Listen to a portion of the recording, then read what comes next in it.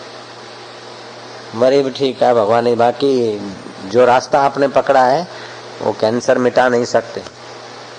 Operation करके वहां से ठीक करेंगे तो एंटीबायोटिक और दूसरा तीसरा पेन किलर ये वो दे दा के लीवर कमजोर कर देंगे, किडनी कमजोर कर देंगे और जल्दी संसार से रवाना कर देंगे। इसीलिए अमेरिका वालों की फाइल वाइल को ऐसी तैसी करके भगवान के नाम की फाइल खोल दो।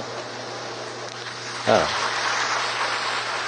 अपना इंडिया में डॉक्टर है, मैं बताता हूँ, एमडी है डॉक्टर, उनको अपनी फाइल दिखाओ और फिर थोड़ा उनसे कंसल्टिंग कर लो, थोड़ा ये इलाज कर दो, फिर चेकअप करा लेना। निगुरी मशीनें जब कहे कि आपको कैंसर नहीं है, उससे भी बढ़िया जानकर संत भी कह दे कि अब नहीं है, तब मान लेना। और क्या, मशीनें तो जड़ है, सभी के प्रकार सभी के लिए एक जैसा बता देती है। लेकिन आयुर्वेदिक में अगर वैद्य ईमानदार है और ठीक जानता है नाड़ियों की विधि, तो मशीन बताए उसके पहले ही बता देगा कि आपको ये होने की संभावना है। वो तो कैंसर हो जाती है तब मशीन में पकड़ में आती है, लेकिन जानकार वैद्य तो कैंसर होने के पहले बता सकता है।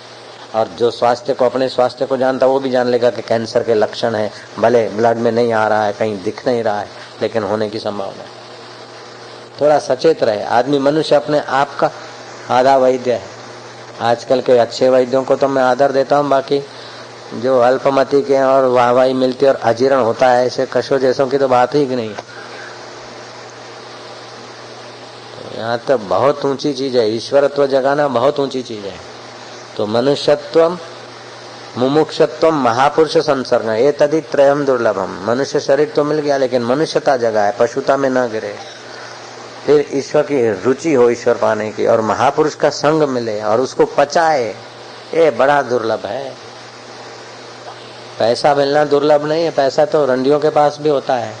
कुर्सी मिलना दुर्लभ नहीं है, कुर्सी तो बदमाश गुंडों को पालने वाले लोगों के पास भी होती है, जयराम जी की नहीं।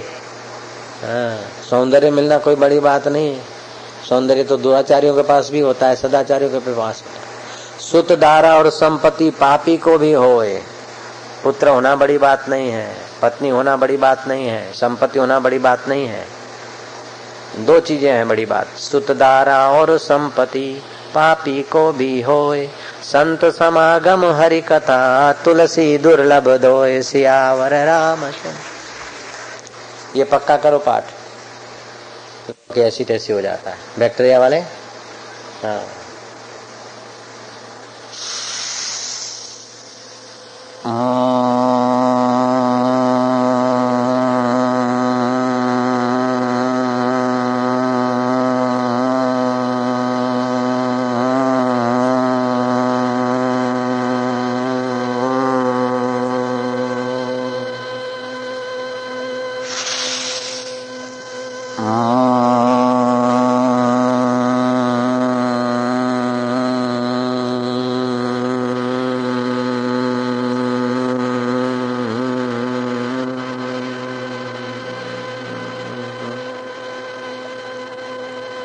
फिर से